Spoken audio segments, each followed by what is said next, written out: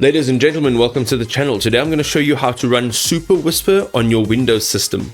So ladies and gentlemen, the first thing you want to do is jump into your browser of choice and go into your search bar and hit Superwhisper for Windows and hit enter. Now you'll see over here, you will find download for Windows. Now if you just go to their website, if you just go over here, and you'll see if you go down here, it says download for Mac. All right. So also says now available on iOS, and it doesn't really give anything regarding Windows. So you'll have to use the download for Windows link.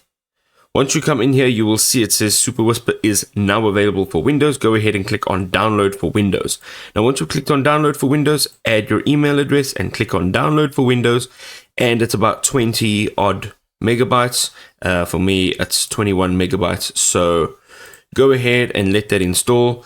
And once it's installed, or once it's downloaded, you're going to go ahead, just click on here, and you are going to literally just click on it, and it'll automatically open up in your system. Here, you want to just go ahead through the setup and say next. You'll see what space is required and where you will store it. Just say next, and you can see that it is now installing. And over here, it says complete. Click on next. If you want to create a desktop shortcut and run it, you can do so and click on finish. It is now officially installed on your system. You can see here it is here, and you'll also have it in this tray, so it'll actually be running right over here.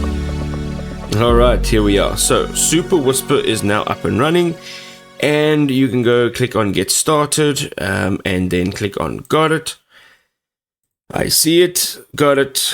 There we go. And complete. Now your shortcut to create audio files is Control Space, but you can go ahead and change this. So just for example, this is how it works. You hold it in. Hello everybody, welcome to the channel. Blah blah blah blah blah blah. All right, there we go. So now it's stopped recording, and you can see this is it. If you go into this full screen over here, you can actually just go to the bottom, sorry, not the full screen. Go to your taskbar, right click here and go to settings. You can actually see everything that you need right over here. So let's just close that. Here you can change modes, you can configure vocabulary, you can configure your sound, here's your full history. And as you can see here with this history, you can actually just copy it. You can also see the information on the file, and you can show the original transcript.